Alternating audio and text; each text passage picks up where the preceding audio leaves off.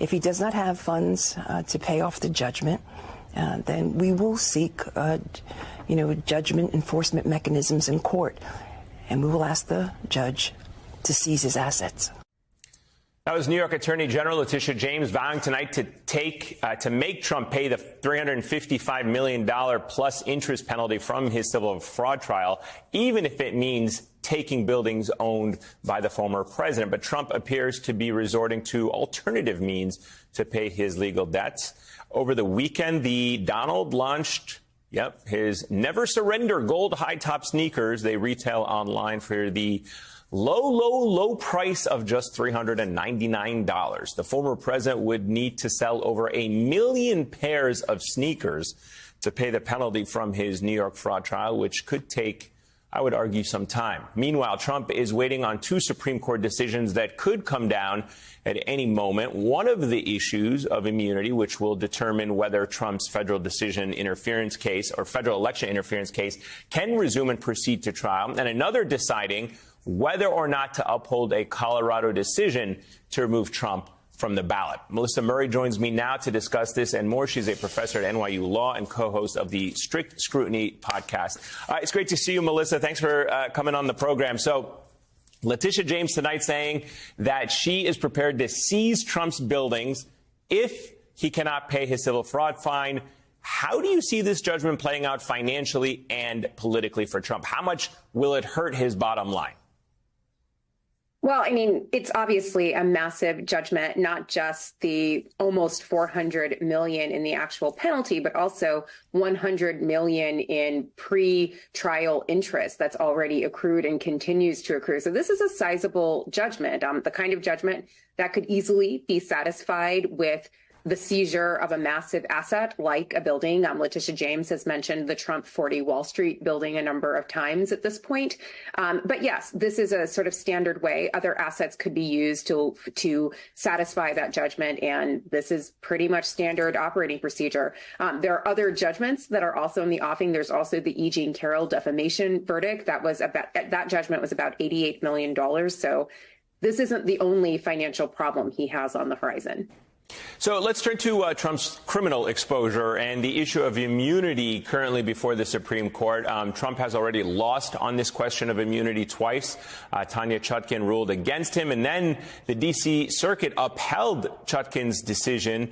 What are Trump's chances of getting the Supreme Court to grant this temporary stay?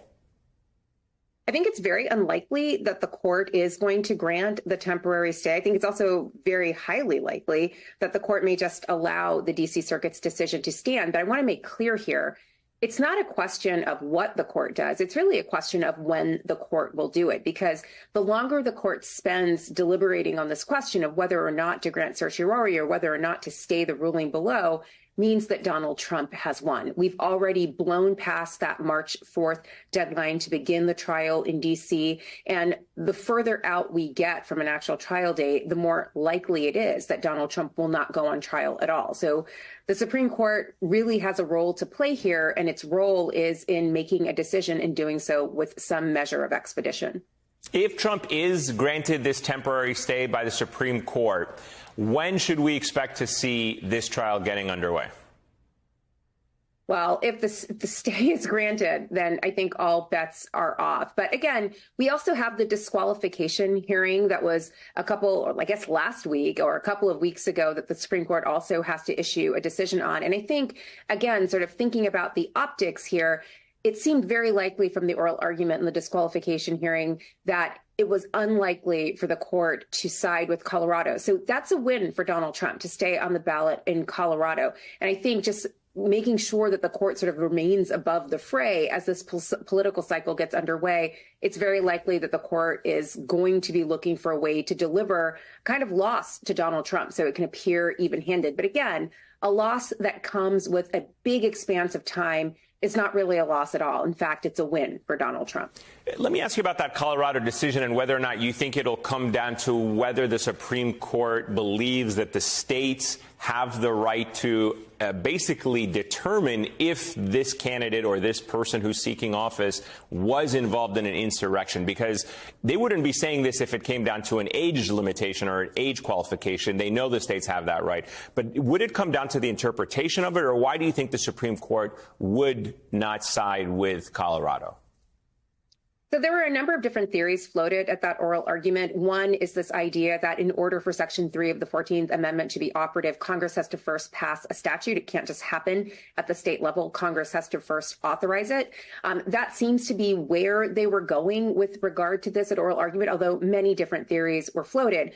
All I will say about the idea that Congress has to first act is that there are a number of different provisions within the 14th Amendment, including Section 5 of the 14th Amendment, which authorizes Congress to act and legislate in furtherance of the aims of the 14th Amendment, which secures civil rights, equal rights, and due process rights to all Americans. This court has taken a very narrow view of Congress's enforcement power under Section 5 of the 14th Amendment. So it would be highly ironic and even a little inconsistent if it determined here that Congress had to first act before prohibiting the states from doing something when they've been very willing to let states move forward without having congressional approval in advance. Yeah, I was going to say, I would not be surprised if this court is, in fact, inconsistent with many of its decisions, especially this one. But let me ask you finally, and it's kind of switching gears a little bit, still on the Supreme Court, but I do have to bring this up. This headline today, Justice Alito renews criticism of landmark ruling on same-sex marriage. Just your response to that. Well, it's not the first time we've heard this from Justice Alito. He was a dissenter in 2015's Obergefell versus Hodges, which legalized same-sex marriage across the nation. In 2020, he and Justice Thomas also issued a separate opinion in a denial of cert that raised questions about Obergefell. So this is something that we've heard from him before. It's not surprising. I think, though, in the wake of Dobbs and the overruling of Roe versus Wade, it raises real questions about whether this court has an appetite for staying the course with established precedents, or whether they will seek the opportunities to revisit cases that have been settled. All right. Troubling headline there from Justice Alito, but again, not surprising. Melissa Murray, always a pleasure. Thank you so much for joining us. New reporting from Politico today points to a broad concerted effort between Donald Trump and his allies who are preparing to enter Christian nationalism in his next administration should he win a second term. Politico reports the person leading this effort is Russell Vought, president of the Center for Renewing America think tank, a leading group in a conservative consortium preparing for a second Trump term. Now, Vought sees his and his organization's mission as a renewing of consensus of America as a nation under God, per a statement on CRA's website. Freedom of religion would remain a protected right, but Vought and his ideological brethren would not shy from using their administration positions to promote Christian doctrine and imbue public policy with it. Joining me now is Heidi Przybyla, national investigative correspondent for Politico. Heidi, it's great to see you again. Thank you so much for making time for us. So, Russell Vought, he served as Trump's director at the Office of Management and Budget. He is named as a possible contender to be Trump's chief of staff in a possible second term. How has Vought gained this level of influence with Donald Trump? And that is why we're writing about Vought, because he is the one with the influence. We know that he speaks with Trump regularly, and we've already seen Trump echo some of his ideas, for instance, in terms of withdrawing from NATO. Russell Vought, we know, has very strong opinions on the border. He says that Jesus was not an open border person. But this goes beyond that, Eamon, and that is why we're writing this story, because the Christian nationalism that we're talking about is also influenced by a person named William Wolf, who we know Russell Vought is close to. He's also a former Trump official, and his ideas are much more extremist. We're talking about here not just isolationism, immigration. We're talking about ending same-sex marriage, abortion, reducing access to contraceptives, but also surrogacy, no-fault divorce, sex education in public schools. These are things that William Wolf has already written about. He's retracted a number of tweets that he's put out about these issues, but we know that he is an inspiration for Russell Vought, that they are very close, and that according to the documents that we obtained, the difference between where we've been in the past with Christian nationalism and religion influencing conservatives is that they have an actual plan, right? We're talking about bullet points to make this a top priority in administration, which is why we're kind of drilling down on specifics of what this could possibly mean beyond what Russ has said publicly, Eamon. And the interesting thing here, Heidi, is that Russell Vogt Center for Renewing America think tank is really not the only group focused on Trump's second term. You've outlined a little bit more about the personalities, but you've also got more prominent ones, more visibly known ones, like the Heritage Foundation, which has now been involved in this Project 2025, an effort to uproot the so-called deep state bureaucracy. In what ways do their interests overlap, if at all? It's really good that you brought that up, because Russ is advising Project 2025. Project 2025 has a number of these groups on their board, and they say in their mandate for leadership, which is like a 900-page document, that they explicitly want to put God and Christianity back into civic life in America. And they have some pretty specific ideas here. I would point your attention to two pieces of this puzzle in Project 2025, which is really kind of like the roadmap. They want to do a lot through the Department of Health and Human Services, as well as the FDA, when it comes to, we know, the abortion pill, potentially withdrawing approval of that, contraceptive coverage. And then you also have groups like the Ethics and Public Policy Center, which have been openly targeting issues like IVF, as well as hormonal birth control. Now, this may come as a shock to folks who are listening right now, because we've always talked in Christian conservative circles about just like a couple of issues like abortion and same-sex marriage, that this would go so far as to target issues like reducing access to contraception. But this is not fringe, Eamon. We're already seeing this in the influencer community, in circles like Turning Point USA, which held a recent conference for young women where they said, look, you need to ditch your hormonal birth control. It's not healthy. They also talked about criticizing daycare, for instance. And if you look at kind of the roots of a lot of this, there's a belief in Orthodox Christian communities that the family has been breaking down over the past decades, and that at the heart of this, at the root of it, was the sexual revolution, which was based on access by women to hormonal birth control. Yeah, and you're starting to see some of those signals make their way to the Supreme Court, even with the headline that we read earlier in the show from Samuel Alito questioning whether same-sex marriage remains legal or should remain legal in this country. Heidi Przybyla, always a pleasure. Thank you so much for your time and for your excellent reporting. This is footage put out by a pro-Russian journalist and an official at the Russian Foreign Ministry over the weekend, purporting to show Russian troops lowering the Ukrainian flag and raising the Russian flag in the eastern Ukrainian town of Avdiivka. With just 4 days until the 2-year anniversary of the Russian invasion of Ukraine and less than a month until the Russian presidential election, Russia's capturing of Avdiivka, their first major military victory in months, has handed Russian President Vladimir Putin a major political win. And the Biden administration is not being coy about why they think Ukraine lost this specific battle. Here was Biden's national security advisor, Jake Sullivan, earlier today on a call with reporters from the White House. This happened in large part because Ukraine is running out of weapons due to congressional inaction, and Ukrainian troops didn't have the supplies and ammunition they needed to stop the Russian advances.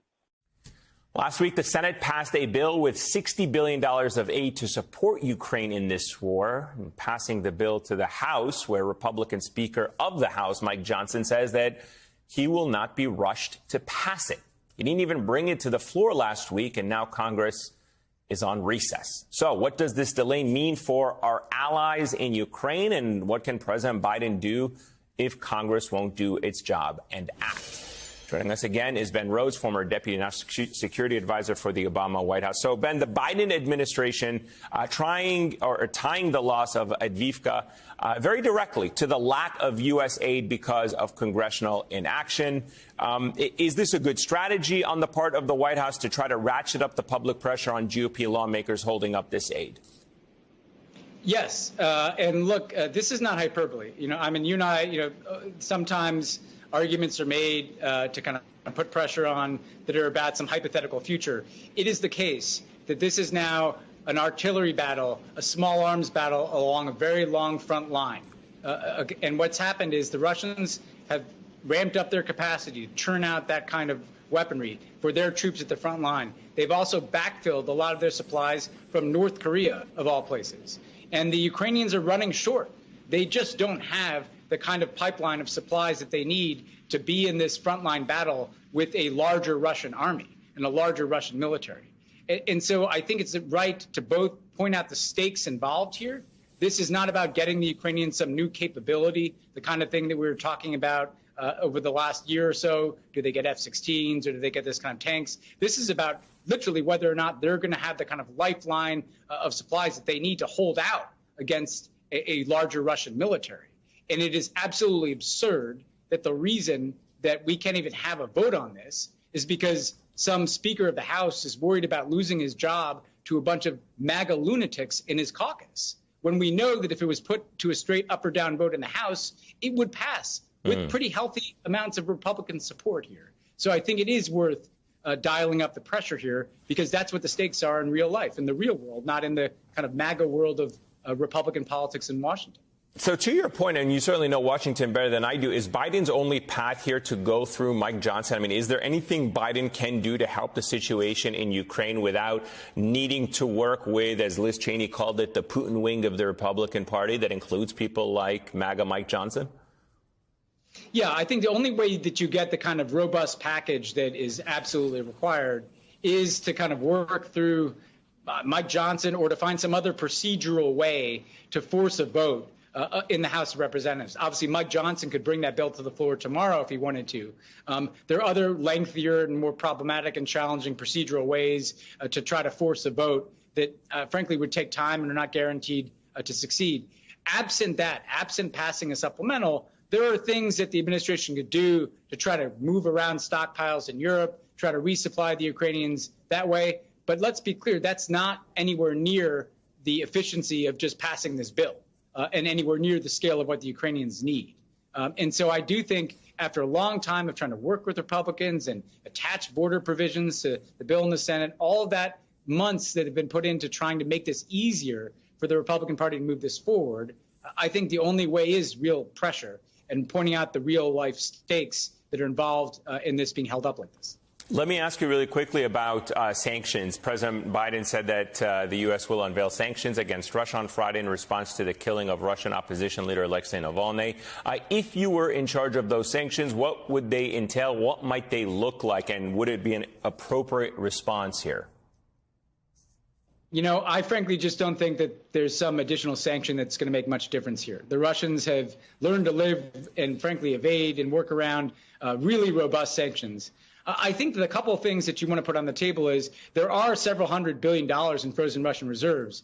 Trying to expedite ways to get that money into the hands of the Ukrainians is something I think that should be looked at. And frankly, another thing, as someone who spoke with Alexei Navalny over the years, doing a bit of what he did, which is exposing the corruption and kleptocracy of the Russian regime and their cronies, kind of taking up the mantle of spotlighting the uncomfortable things that Putin didn't want spotlighted, whether it's his wealth or the wealth of his cronies or how he steals money from his people. So there are things that can be done, I think, in addition to kind of whatever sanctions are introduced. I also think there should be open-ended efforts to pursue accountability and justice for the people that killed Navalny. And I don't think that that will necessarily yield results immediately. But you want people to know in that system, in that Russian system, that so long as they're around, there are going to be efforts to hold them accountable. So there's a range of things that I think can and should be done. I don't think we should sit here and pretend like a few more sanctions are going to have a huge consequence here, though. Yeah, but the important message is accountability, no matter how long it takes. Ben Rhodes, always a pleasure. It's great to see you. Thank you so much for your time tonight.